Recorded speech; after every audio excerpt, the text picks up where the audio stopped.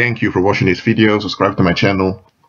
In the world, at least in the English speaking world, there is this phrase, the body doesn't lie.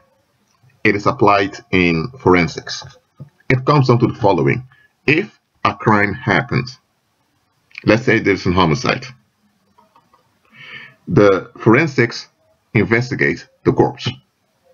They go through the body, they scan it, they measure it to figure out what happened.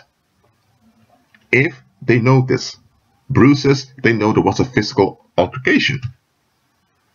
They know it. So let's say now that they encounter a suspect, let's say the spouse of the victim, and they also encountered evidence that the spouse battered the wife. Why? Because the bruises matches his fists.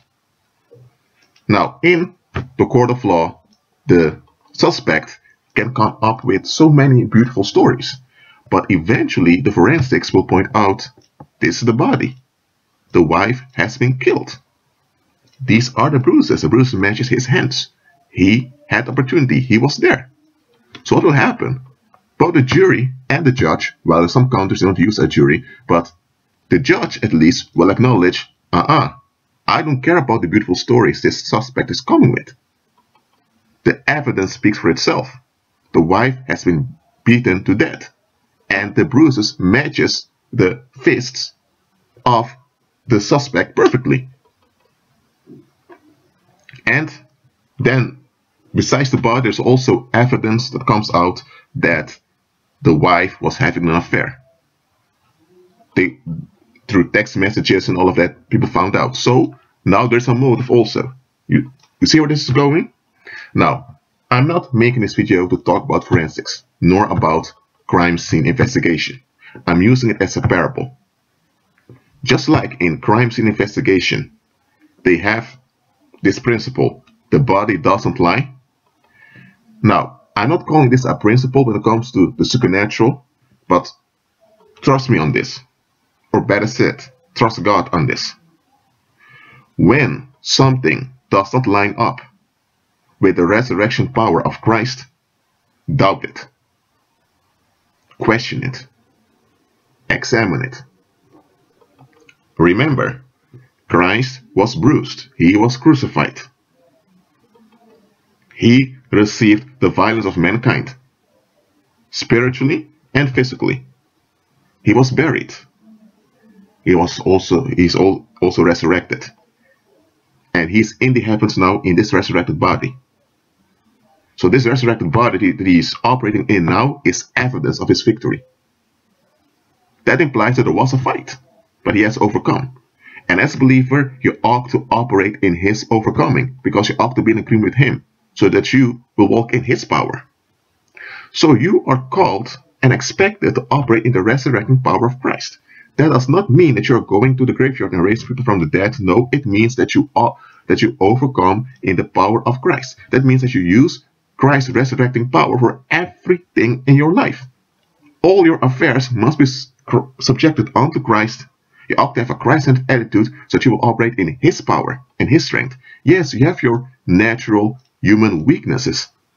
That will not change. Why not? Because your natural, physical, and to some extent mental weaknesses are there so that Christ's power will be seen through you. You get what I'm saying here?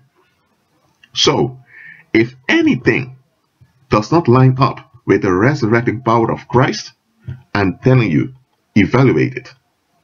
Because the paranormal, just like that suspect in the court of law, will always come with beautiful stories. And those beautiful stories are logical. They kind of make sense also. But there's one thing those beautiful stories don't have. And that's the blood of Christ. That's the body of Christ that's been broken. That's the evidence of the fallen state of man. But also the evidence of how God's wisdom, who is Christ, overruled and overcame it. That is what the paranormal will always leave out.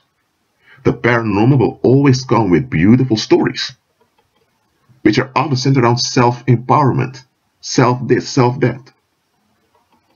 all about self-reliance, but they leave out Christ. I'm telling you, in this lifetime, if you don't operate in the resurrecting power of Christ, the only thing you're left with is assistance of the paranormal. And the paranormal does not offer nor grant any safety at all, just relief that has to be renewed periodically. And this relief comes with a lot of loads and side effects that you don't see coming. Or you have no assistance at all, and you're open and vulnerable for any attack and any harm.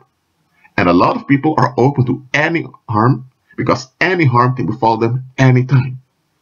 They have no security whatsoever, but they're deceived because they have degrees, they have jobs, they have social clubs and all of that. And I'm not against people having jobs, social clubs, and all of those things. But if you have no security at all, I'm telling you, you're not in an enviable situation.